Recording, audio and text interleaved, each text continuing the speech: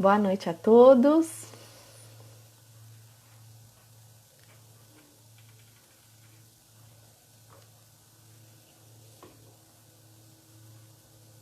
Boa noite, pessoal. Tudo bem?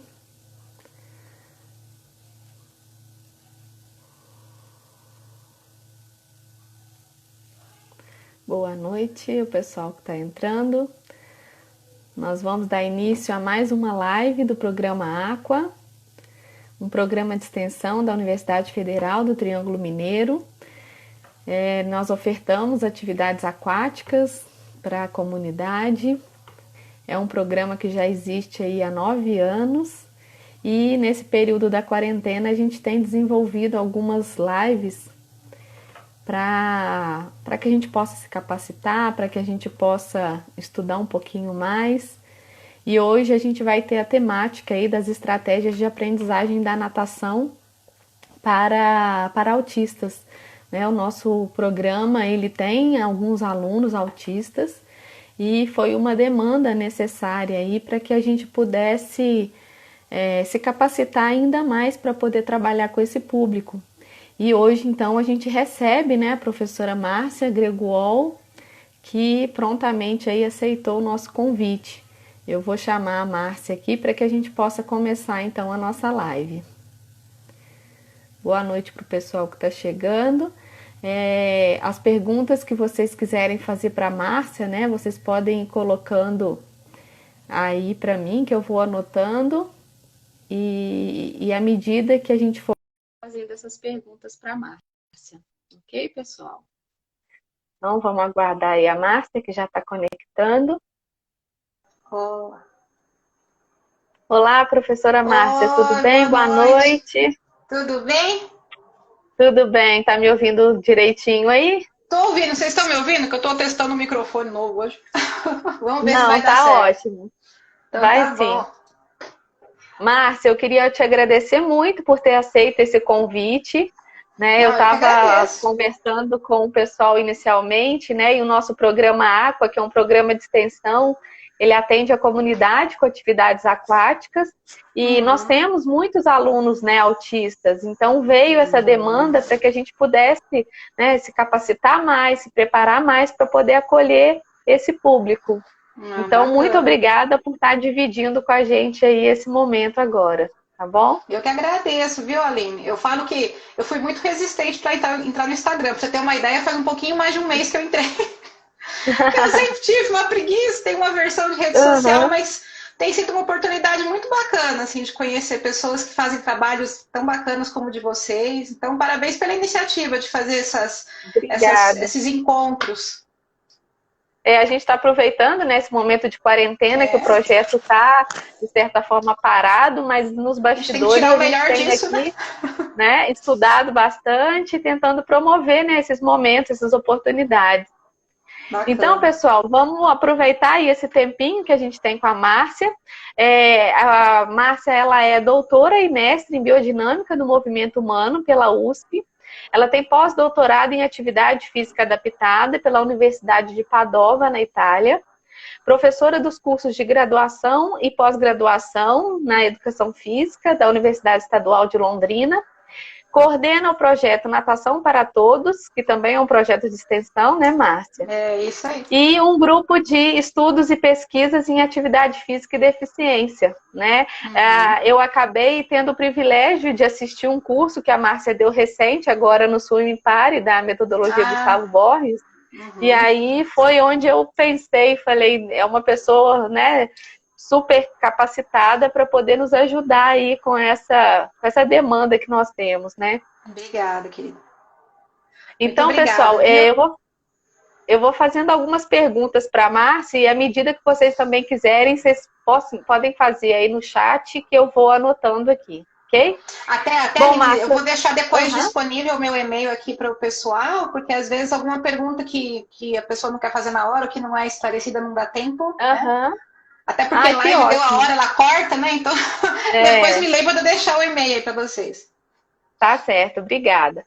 Então, Márcia, eu acho que uma das primeiras coisas que até nos chamou a atenção para tratar dessa temática do autismo, né, na natação, foi porque hoje em dia a gente teve uma procura muito grande, principalmente no Aqua, né, de alunos autistas. E aí eu queria saber, né, essa demanda maior foi porque aumentou o número de diagnósticos, né, e ou, né, se é porque a natação realmente ela traz bastantes benefícios, né, para esse público. Então, Aline, na verdade, assim, é um pouco das duas coisas, tá? Esse fenômeno está acontecendo na ACO não só com vocês, né? Está acontecendo isso também, de um modo geral, nas academias e nos projetos. Eu estou na UEL desde 2006 e tenho esse projeto Natação para Todos desde 2007. E no começo, o perfil que eu mais atendia era de crianças com paralisia cerebral. Menina, de uns 5 anos para cá, assim, sei lá, cada 10 mães que procuram, de fato, 7 são crianças que têm transtorno do espectro do autismo, em vários níveis, né? Então, acho que tem 3 coisas que aconteceram, Aline. Primeiro, que o critério diagnóstico está mais claro hoje, né? Então, eu lembro de uma revista época que saiu em 2007, que ela trazia como capa, assim, escrito autismo. E tinha uma estimativa em 2007, como existia ainda uma confusão com relação ao diagnóstico, existia uma estimativa que existia no Brasil naquela época 1,5 milhão de pessoas com autismo não diagnosticado. Isso porque naquela época se falava só em autismo mesmo. Então o critério diagnóstico melhorou, isso que você falou é verdadeiro. A natação de fato faz bem e é um exercício assim que tem um potencial lesivo de impacto muito baixo. Então os pais geralmente sentem confiança que seus filhos podem fazer sem se machucar. E a terceira coisa que eu acho importante lembrar é que quando a gente teve essa mudança na classificação de autismo para transtorno do espectro do autismo, que foi no DSM de 2013, quando a gente fala hoje em espectro do autismo, é uma coisa muito mais abrangente do que antes só aquele autismo clássico que a gente tinha. Então, nesse TEA hoje, entram vários tipos de transtornos, assim, com características autísticas, que antes não tinham esse diagnóstico. Então, hoje, realmente, pessoas assim que antes tinham algumas características assim, que não davam aquela do autismo clássico, elas acabam estando hoje dentro desse espectro. Então, o diagnóstico hoje é mais abrangente e mais firme, né? Mais seguro. E, de fato, os pais têm muito pouco receio. Desculpa, até vi que alguém perguntou aí se meu projeto é só para crianças com autismo. Não, meu projeto é para crianças com deficiência de um modo geral. Mas, de uns tempos para cá, assim como acho que com vocês tem acontecido, eu tenho tido uma busca muito grande por pessoas com autismo. Sim.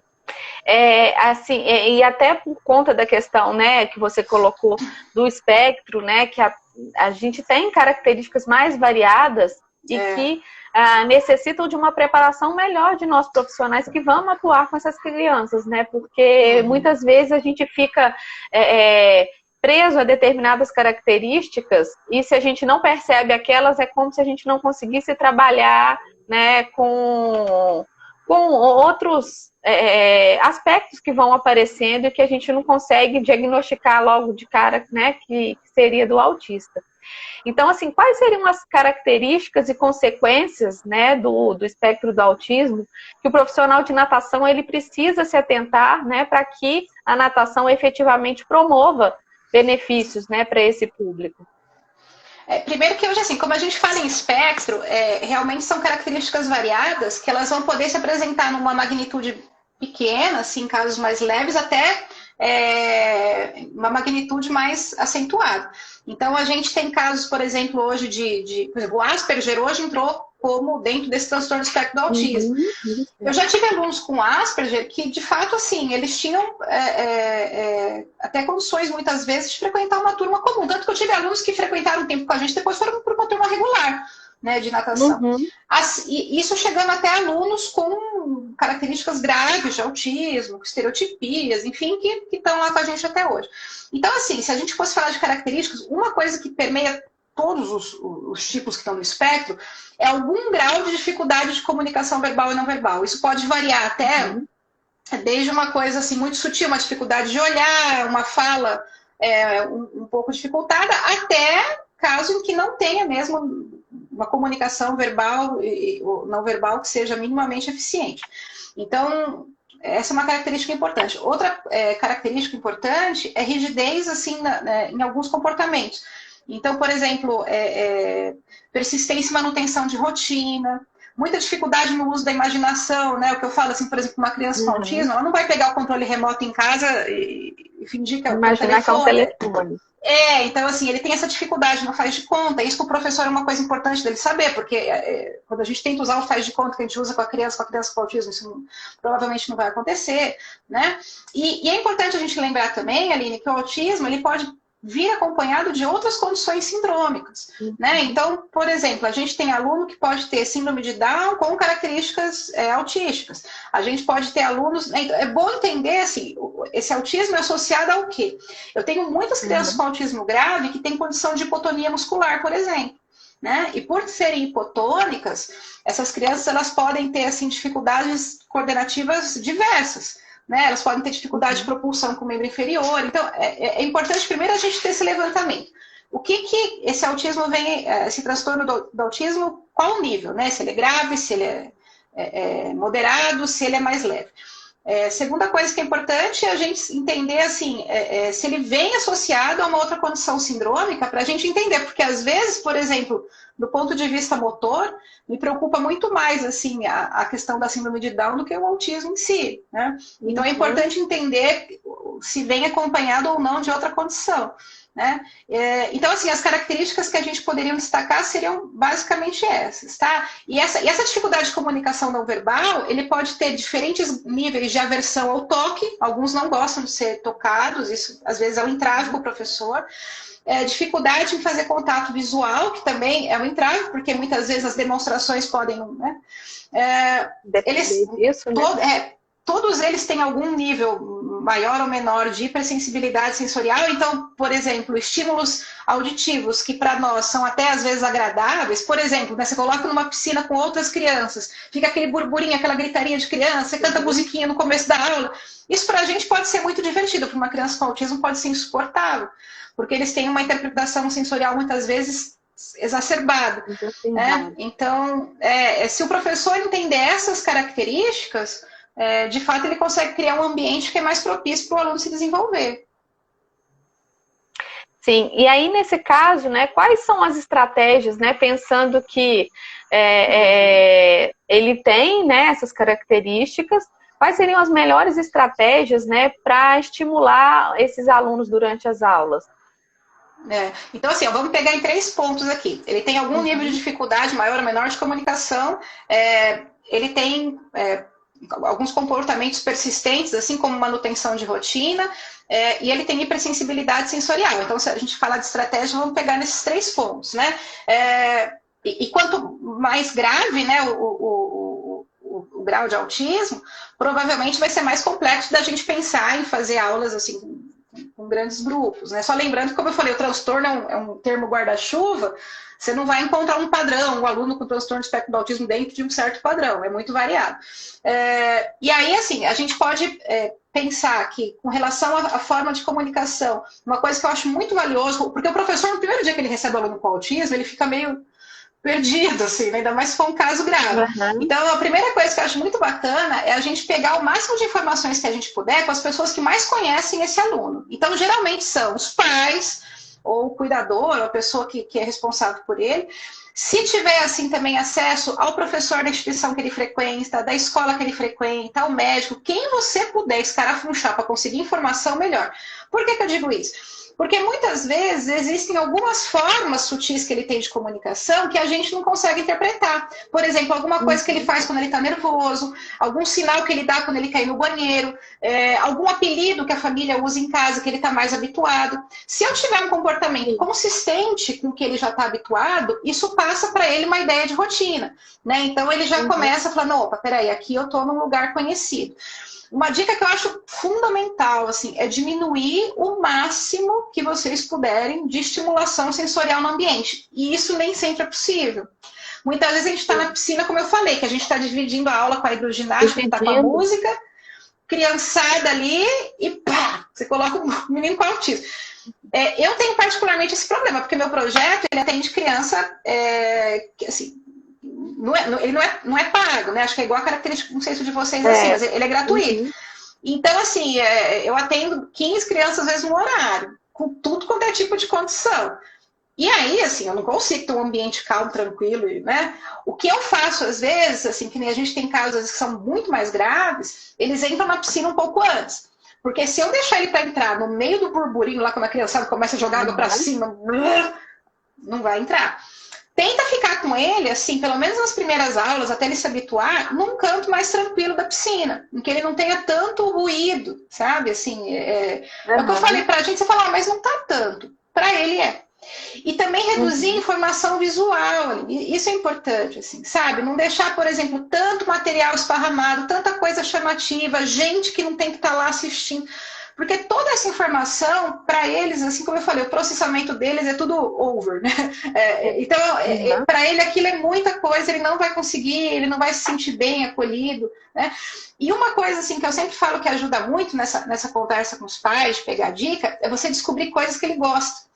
Eu vou contar aqui só uma historinha. A gente teve um aluno com Asperger, que hoje até assim, ele está fazendo faculdade, depois ele foi para um programa regular de natação numa academia comum, assim, ele evoluiu muito.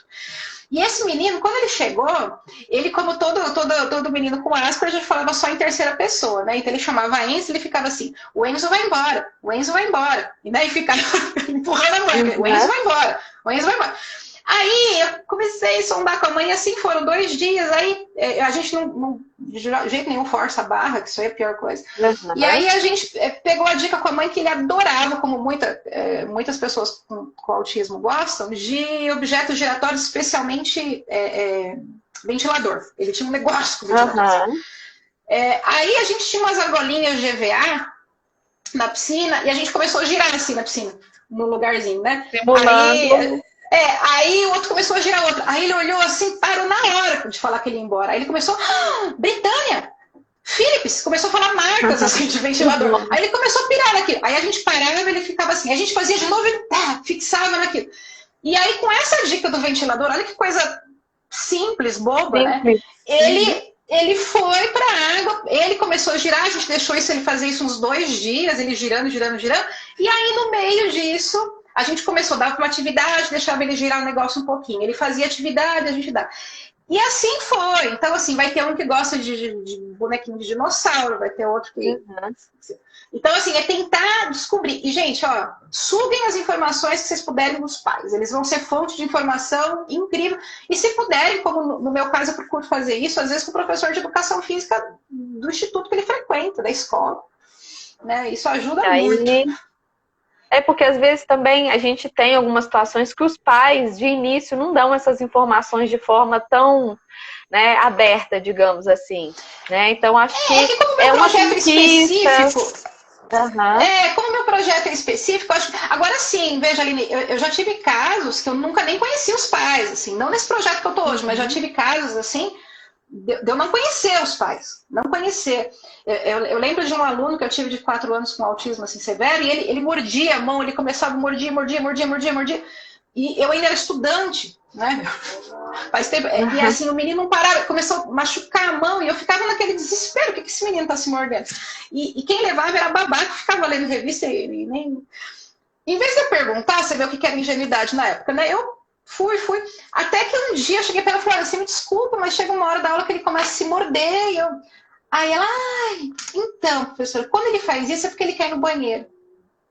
Você entende? Eu podia ter perguntado tão antes, né? Então, assim, eu sei que às vezes os pais não vão dar todas as informações, mas, assim, pequenas pistas que eles te derem, senão algumas coisas você, infelizmente, vai descobrir assim, né?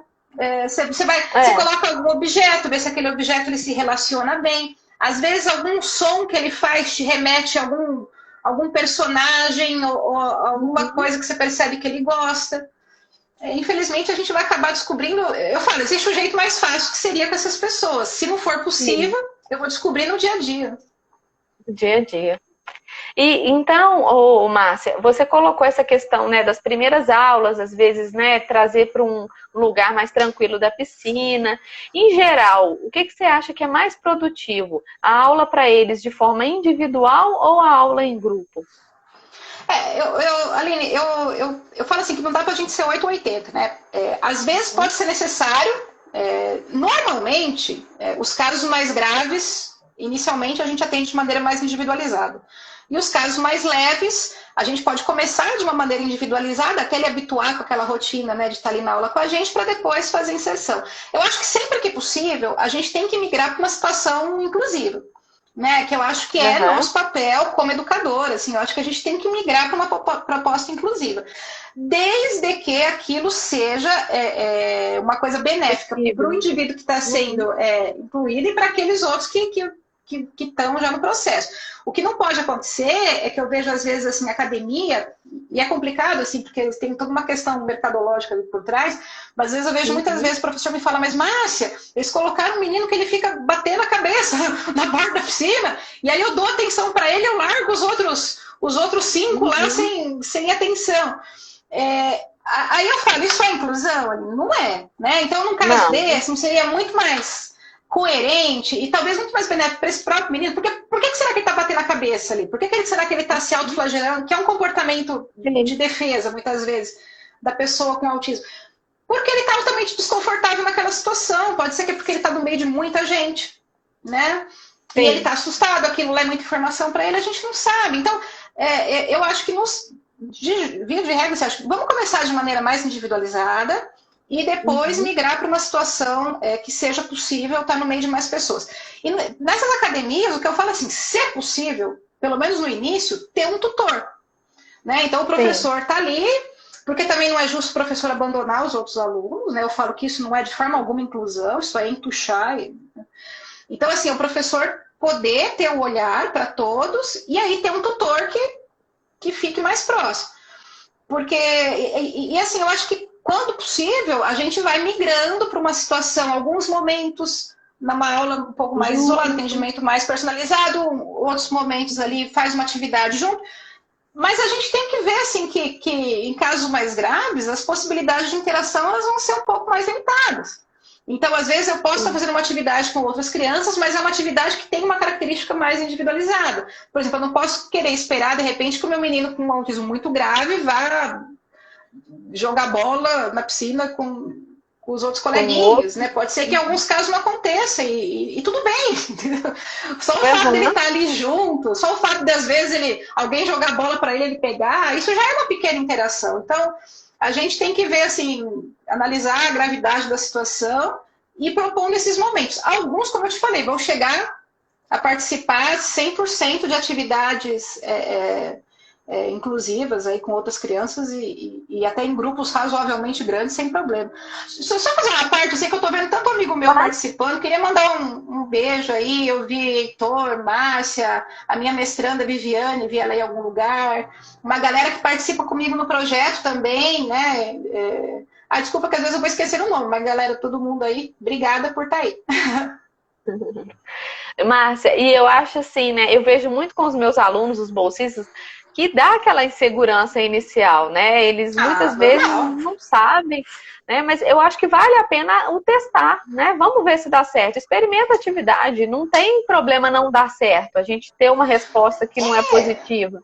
Mas muitas vezes aquela atividade, ela vai dar certo, né? E que bom que deu. Em algum nível vai, assim, mas eu sempre falo assim que a gente às vezes fica com muito receio de perguntar, porque às vezes você fala assim, mas o pai não gosta de falar.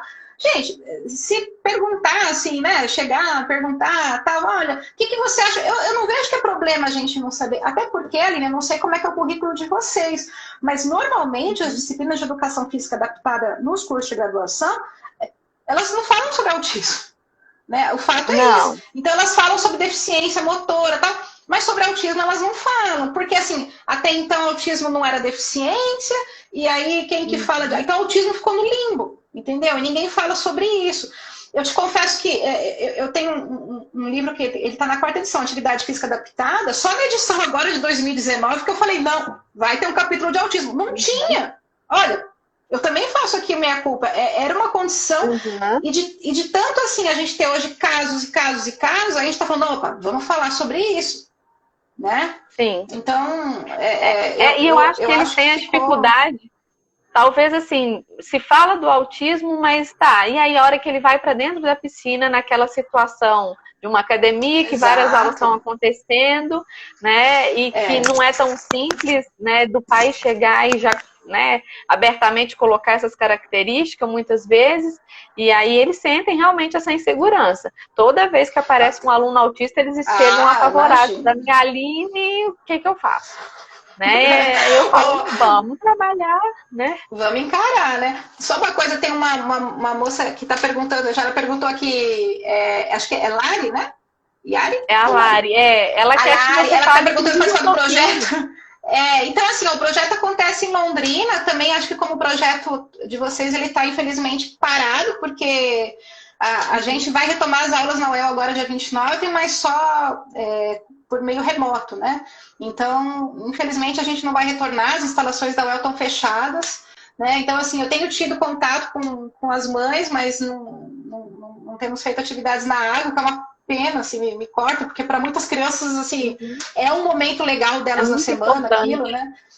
Mas, na verdade, assim, é só aparecer lá. A gente precisa de ajuda sempre, sempre. A gente tem fila de espera.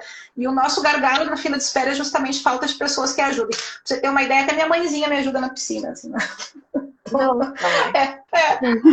Assim, a gente sempre precisa muito de pessoas para ajudar, viu? Lá. Então, assim, por favor, você me inscreva quando voltar o projeto, você corre para lá. Aproveitando, Márcia, inclusive eu acho até que foi a Lari mesmo que comentou aí que ela tem, não me recordo se era primo ou irmão, né, que não aprendeu a falar palavras completas e não aprendeu a ler e hoje tem 5 anos de idade. E aí ela pergunta se tem alguma idade certa, né? Eu acho que falar um pouquinho dessa questão do desenvolvimento, né, a diferença do desenvolvimento do autismo. Mas ele tem algum diagnóstico? Eu não entendi, ele tem diagnóstico? Ela colocou TDAH. Ela colocou TDAH. Mas aí é outra coisa, né? Que ele tem déficit de atenção e tal. O diagnóstico de autismo, infelizmente, ainda no Brasil, por mais que a gente tenha hoje um critério diagnóstico, né, que é mais ajustado, tem pais que às vezes ficam assim, perdidos, pipocando de médico e demora para ter o diagnóstico. O diagnóstico costuma acontecer numa época, infelizmente, tardia aqui no Brasil, a gente perde um tempo precioso, sabe, de estimulação precoce. Ele tem diagnóstico de Asperger e tal. Porque assim, o ideal é que está dentro desse transtorno do espectro do autismo, né? Então ele tem TEA. Então, assim, o ideal é que esse diagnóstico aconteça, assim, no máximo até o 3º ano. Né? Então, até a criança completar 3 anos, que aí já é possível fazer esse diagnóstico. Mas alguns sinais, eles podem vir até antes. Então, por exemplo, uma criança que está com 2 anos, né? Passa ali 2 anos e meio, e você percebe assim, que ele ainda não consegue formar nenhuma palavrinha, né? E fora isso, ele tem outro, porque assim, não é só o não falar. Né? Não é só o demorar para falar, porque às vezes demorar para falar, enfim, pode significar outras coisas, mas tem que ser associada a outras características. Você percebe que a criança ela não aponta para as coisas, que é uma coisa que o bebê começa a fazer ali perto de 1 ano, ele aponta, né, para as coisas. Você percebe que ele não tem contato visual, você percebe que ele não tem sorriso social, você percebe ali que ele fica muitas vezes entretido num foco de atenção muito restrito, né? Que ele não tem aquilo que a gente falou da imaginação. Você dá um carrinho na mão dele, em vez dele brincar com o carrinho, ele vira o carrinho e roda a rodinha aqui, né? Que é uma coisa que é muito comum, né? Bebê com autismo manifestar. Então, isso associado a um atraso na fala pode significar. Agora, apenas um atraso na fala, não. Até porque a gente vai ter crianças com transtorno do espectro do autismo que elas são verbais. Quer dizer, elas falam. Então, nem falar significa que ele não tem TEA. E também não falar não significa obrigatoriamente que ele tenha. Tem que vir associado a outras características. Né? Porque assim, ele pode não falar, mas ele pode ter um nível de comunicação não verbal que seja muito satisfatório. Ele aponta, né? Ele interage, ele mostra as coisas, ele compartilha foco de atenção. Quer dizer, você aponta, ele olha porque você apontou. Isso é comunicação não verbal. Né? Então, se ele tem tudo isso e apenas não fala, não é isso que determina o autismo. Sim.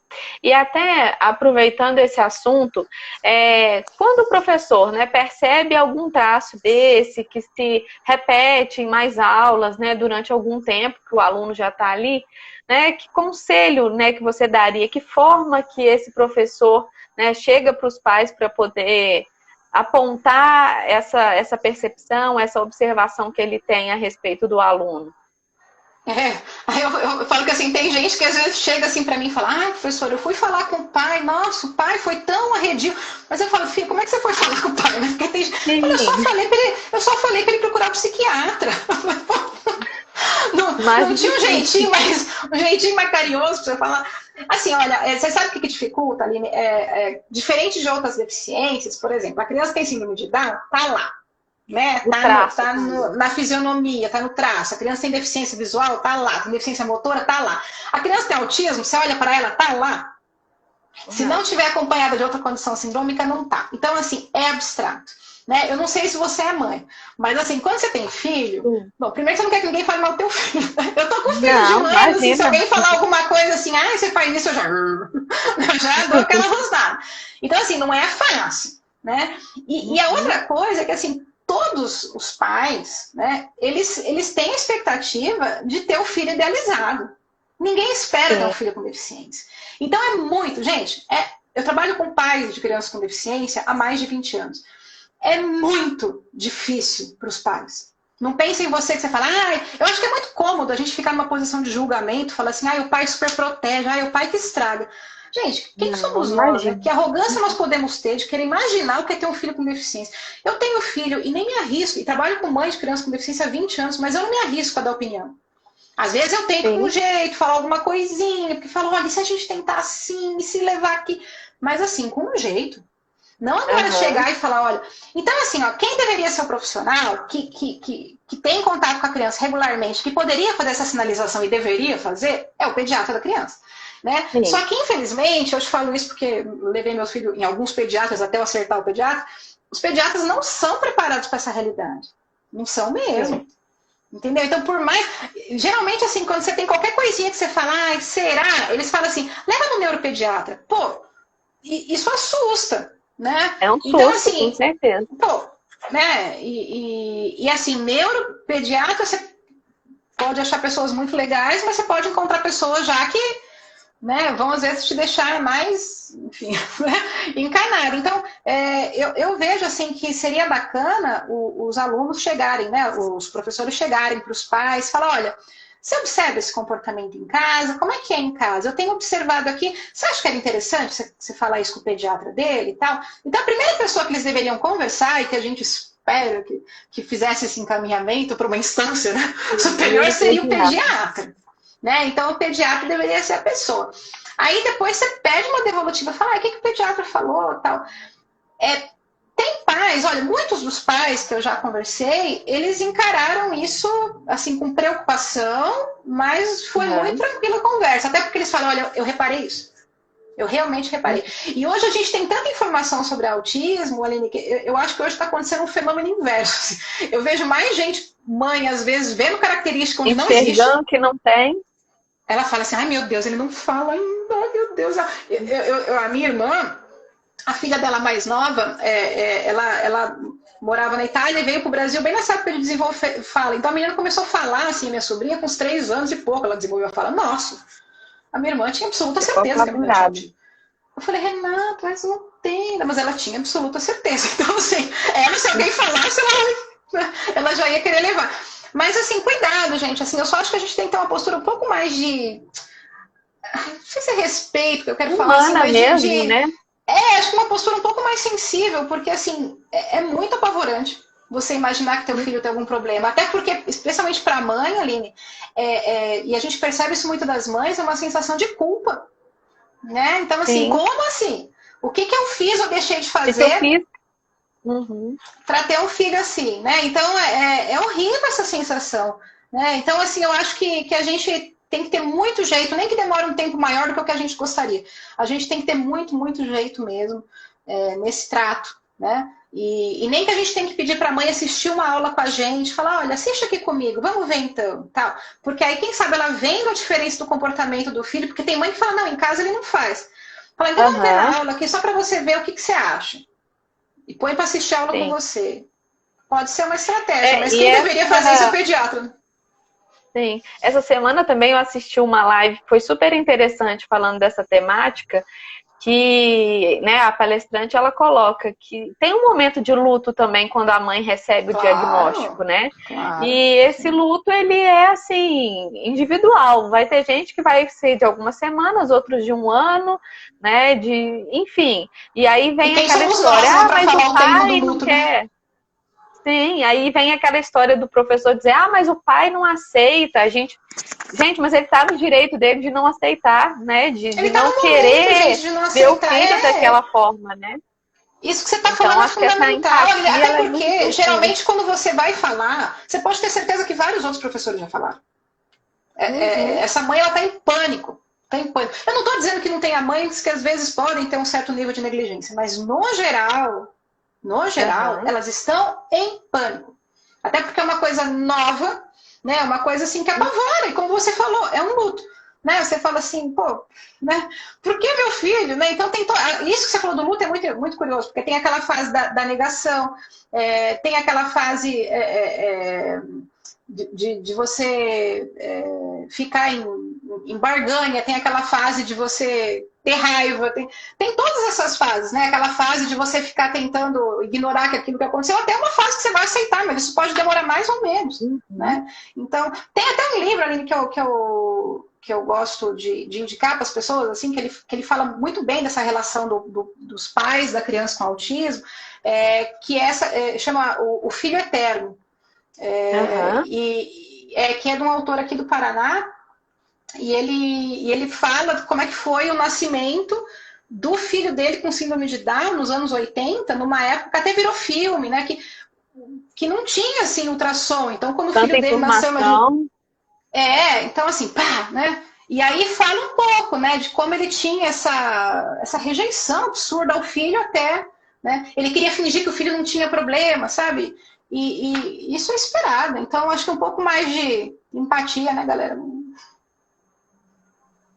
Ô, Márcia, chegou uma pergunta para você aí do Edgar. O Edgar é lá da Federal de Juiz de Fora, né? A gente esteve junto por um tempo que eu fiquei lá. Ele está perguntando se você considera válida a concepção behaviorista para o desenvolvimento do aluno com autismo. Eu acho que sim, eu acho que a gente tem que fazer uma avaliação, né? Como eu falei, assim, hoje o transtorno do espectro do autismo, ele inclui um grupo tão grande. Gente, não sei se aí em Minas está calor, mas aqui em Londrina tá. Ele inclui um grupo tão grande, assim, né, de características dentro desse espectro que torna necessária, assim, né, uma avaliação mais aprofundada, né, do desenvolvimento dessa criança. Então, eu acho que a gente tem que ter, sim, diferentes abordagens metodológicas. Pode ser uma proposta viável, como eu falei, assim, nos casos mais graves, às vezes a gente pode ter que fazer uma abordagem multidisciplinar, né? Porque realmente, assim, para a criança que tenha uma situação mais grave, às vezes a abordagem com outros profissionais da equipe, né? Podem ser necessárias. Mas pode ser uma abordagem válida, sim. Tá? É só assim que, como a gente fala transtorno do espectro do autismo, dá impressão de características únicas. E, na verdade, assim, acho que não tem uma receita, alguma coisa que eu falo assim, olha, isso aqui vai dar certo, né? Inclusive, até a Lídia acabou de perguntar aqui qual é a metodologia de ensino que você utiliza lá no seu projeto para trabalhar com as crianças autistas. Eu imagino que não Então, deva ter uma receita assim que você generalize, né? Eu acho que vai não, e até variar de porque aluno para aluno. eu não sei se ali já estava na hora que eu comentei assim, né? Que não, a gente não trabalha só com crianças com autismo, tá? E eles, eu não sei se eles são maioria hoje no projeto, mas acho que não. Assim, acho que a gente ainda tem mais crianças com deficiência motora e intelectual, né? Mas a gente tem bastante crianças com autismo, mas não só com essa característica. Então, assim, a gente não divide a turma dessa forma. Crianças com autismo ficam aqui, tá? Então, eu não trabalho, assim, no momento só com elas. A não ser que sejam casos graves, tá? Uma coisa que eu fiz, assim, há muitos anos atrás, da certificação, que eu acho que ajuda um pouco nos fundamentos, no método Halloween, que é um método que ele aborda, assim, né? Não sei se vocês conhecem por aí, mas é um método que ele foi criado, inclusive, por um engenheiro hidráulico. Não foi criado por ninguém da área do movimento humano, mas ele é um método que ele procura usar algumas propriedades da água para facilitar a movimentação, né? Então, a gente usa alguns princípios, né, desse método Halo-Wiki para facilitar assim, a adaptação ao meio líquido, mas a gente não tem um método único, é como eu falei, assim, né, são condições tão distintas, a gente procura fazer uma avaliação mesmo assim do desenvolvimento motor e social de cada criança nas primeiras aulas. Às vezes, Aline, infelizmente, eu não tenho a condição de trabalho que eu gostaria sim de ter, né? Entendo. Voluntários, assim, então pessoas, porque tem aluno lá que não deveria ainda estar fazendo aula com outros, e às vezes ele fica, e isso me incomoda. Às vezes eu gostaria que ele tivesse numa situação mais tranquila, sem tanta estimulação, mas eu não consigo, né? Então, isso me deixa bastante perturbada, assim, porque eu gostaria de dar uma condição melhor. Mas, enfim, se eu tivesse essa condição, eu conseguiria fazer uma avaliação mais particular do desenvolvimento de cada um para propor um método mais adequado. Mas, de um modo geral, a gente procura usar alguns fundamentos do Halo-Wiki. Falar nisso, nesse método, a professora Suraya, que está aí na nossa live, é uma professora da fisioterapia aqui da UFTM. Ah, legal! Né? Nós trabalhamos juntos na Liga Aquática, que nós temos aqui na UFTM, e ela trouxe esse curso ano passado num evento da fisioterapia. Né? Ela trabalha com a fisioterapia aquática. E aí a gente já está começando a pensar num trabalho mais conjunto, num trabalho mais multidisciplinar, né? Para poder atender. Soraya, eu não sei se você está aí ainda, mas ó, eu tive o grande privilégio, que a primeira palestra que eu assisti de Halo-Wiki foi com o James McMillan. Ele veio para o Brasil, isso foi menina. Agora eu vou denunciar a idade, né? Porque foi nos anos 90, porque logo depois ele faleceu, tadinho.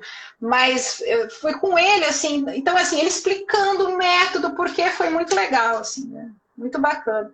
Eu acho que é legal trazer. Só uma coisa, acho que o Edgar fez uma outra pergunta aqui que eu perdi. Ele perguntou como é que a gente avalia o desenvolvimento. Então, Edgar, a gente, assim, a gente pegou algumas avaliações e a gente criou uma avaliação nossa. Porque, como eu falei, como eu não trabalho com criança só com autismo, eu precisava avaliar outras situações. Então, a gente criou uma ficha de avaliação que é um pouquinho mais abrangente do que só para crianças com TEA.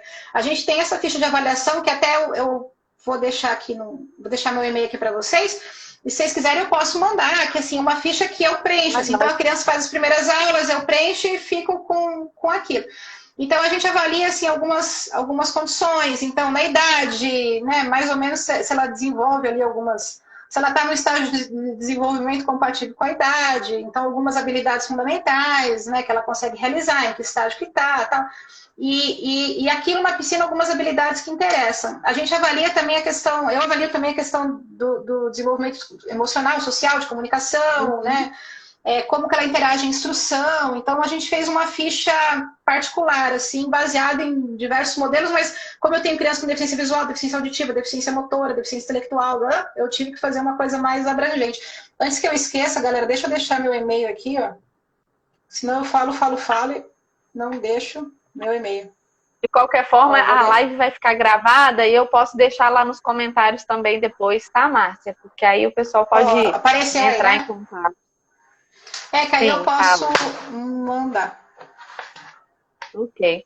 Márcia, antes de eu fazer a pergunta da Priscila, que tá aí já, dentre os conteúdos da natação, pensando ali, né, na respiração, equilíbrio, pernada, braçada, saltos, quais desses conteúdos que você vê que esses alunos têm mais dificuldade ou mais facilidade na aprendizagem? Então, eu tenho tido resistência assim, na adaptação ao meio líquido, na imersão. Né? Essa é uma dificuldade inicial que eu tenho. Assim. Uma das coisas que me ajuda, às vezes, é, como eu te falei, descobrir alguma coisa que para eles é um objeto atraente e tentar, por meio desse objeto, estimular algum comportamento que eu quero. Né? Então, por exemplo... coloco aquele objeto para ajudar ele a fazer imersão, para estimular, né, que ele faça algum deslocamento. Então, assim, dependendo dos alunos, eu tenho alunos que eles têm restrição mesmo a contato físico, não gostam que segure, tem que escapar de você de todas as formas. Então, o que eu faço é usar algum objeto intermediário. Aí, nesse ponto, né, a gente tem que muitas vezes usar algum tipo de instrumento inteligente à criança, para que a criança não se sinta incomodada com o toque. Mas, de um modo geral, assim, eu tenho mais dificuldade na adaptação com a imersão. Né? Então, porque é uma sensação sensorial muito diferente. Então eu vou enxergar de maneira muito diferente, vai ter água no meu ouvido, eu vou ter uma sensação muito diferente. Eu acredito, eu imagino que seja por isso. A água em si já é uma estimulação sensorial completamente louca, assim, né? Porque tatilmente ela é muito diferente, visualmente ela é muito diferente, né? A audição é muito diferente. Então a imersão para mim tem sido um desafio, assim, trabalhar equilíbrio, assim, é tranquilo porque uma das coisas até que eu não falei, mas eu acho muito recomendável para os professores é trabalhar no que a gente fala que são circuitos funcionais, assim, por exemplo, fazer o aluno andar, saltar, jogar uma bola no local, então assim, trabalhar circuitos básicos, assim, que muitas vezes, né, até com o Edgar deve trabalhar também com essa população, eles vêm com desenvolvimento motor muito precário, porque são crianças que não brincam, que não interagem, então ele vem muitas vezes assim, sem domínio de habilidade básica, né, ou então em estágio muito inicial. Então seria legal que a gente pudesse em algum momento na aula estimular, e até porque a água favorece equilíbrio, autonomia de movimento, então se a gente pudesse usar isso a favor. E aí, aproveitando, né, linkando com essa questão da aprendizagem, do desenvolvimento, a Priscila vem perguntando aqui, né, se você acha que existe alguma possibilidade de ver um autista, né, nos Jogos Olímpicos aí, se já existe algum atleta com TEA. O autismo não entra nos Jogos Paralímpicos. Nos Jogos Paralímpicos participam atletas com deficiência motora visual e no caso da natação tem uma categoria única para atletas com deficiência intelectual, mas não inclui pessoas com autismo. Então, o autismo ele não entra. O autismo ele pode ser que entre no Special Olympics, mas se ele vier associado com deficiência intelectual, mas autismo não participa dos Jogos Paralímpicos. Agora, sim, se ela está perguntando das outras crianças que eu atendo, sim. E aconteceu. Né? Eu tinha esse projeto Natação para Todos em São Paulo, e um dos meninos, até não sei se o Heitor está aí, mas ele deve ter acompanhado isso, um dos meninos que saiu desse projeto de São Paulo e hoje é um atleta muito conhecido foi o Daniel Dias. O Daniel Dias começou a nadar com a gente lá em São Paulo, no projeto. Ele ficou com a gente 3 meses, aprendeu a nadar os 4 estilos, fazer saída virada. Aí eu cheguei pro pai dele e falei, ele precisa agora voar, né? Porque o nosso projeto ali é só para iniciação. Aí eu pedi autorização para ele para trazer uma pessoa para vê-lo nadar. E a partir dali ele foi para um clube, acho que deu, sei lá, alguns meses, ele tá... Carol tava lá. Carol foi testemunha ocular da história. E aí, dali ele foi para esse clube, poucos meses, tivemos notícia que ele foi campeão brasileiro, blá, blá, e aí a história que vocês conhecem, né? E a gente também tá com um menino em Londrina, que ele nasceu com uma malformação de membro superior, e ele tá competindo também já em brasileiro. Eu não sei como é que tá a questão de índice para Jogos Paralímpicos, mas também a gente acabou encaminhando, assim. Mas aqueles com autismo não participam dos Jogos Paralímpicos, então não vamos ver. Por curiosidade, você já teve algum aluno que chegou a aprender, né, os 4 nados de forma que ele teria condição de participar de competições, um aluno com autismo? Sim. Já, esse próprio Enzo que eu te falei, o Enzo acho que ele chegou a participar. Acho que ele chegou a participar de festival, assim, depois ele não quis participar de competição. Sabe por quê? Porque competição também é um ambiente assim que é muita estimulação, sabe? Você vai em competição de natação, é muito... Aquela então, gritaria. Ele foi no festival, assim, ele até nadou, mas ele ficou meio... Assim, não curtiu muito, não quis ir mais, assim. A gente sentiu também que era forçar a barra, era forçar uma barra. Mas ele nadava os 4 estilos, gostava de nadar. Depois ele continuou nadando, né? Agora entrou na faculdade, está mais difícil, mas ele nadava em academia comum. Que ótimo. Sem problema. Márcia, a gente já está aí chegando ao finalzinho da nossa live, temos pouco tempo. Eu queria que você falasse um pouquinho do seu projeto, né? Como que ele acontece, como são as aulas, né? Chegou mais uma pergunta aqui, aí assim que você falar, a gente tenta responder aí a Brito Bru, tá? Tá. Na verdade, a gente começou na UEL, eu comecei em 2007, né? Mas antes de eu estar na UEL, eu morava em São Paulo. E em São Paulo eu comecei a trabalhar com natação para crianças com deficiência. Agora eu vou denunciar mesmo, né? A idade. Eu comecei a trabalhar em 1993, quando eu entrei na faculdade. Mas o projeto Natação para Todos, com esse nome, ele surgiu, aí até a Carol tá aí, acho que ela me ajuda, mas ele surgiu na ADD, acho que a gente começou esse projeto em 2002, alguma coisa assim, com esse nome. Mas eu já trabalhava com criança com deficiência há muito tempo, mas essa ideia de natação para todos foi lá. Quando eu levei o projeto para a UEL, ele foi com as mesmas características que ele tinha de São Paulo. Então, é um projeto que ele se baseia em incluir crianças... A gente começou assim, dos 4 aos 12 anos, a gente foi abrindo... 2001, cara, obrigado, Carol, 2001. Carol, estamos mais velho do que nós estamos imaginando.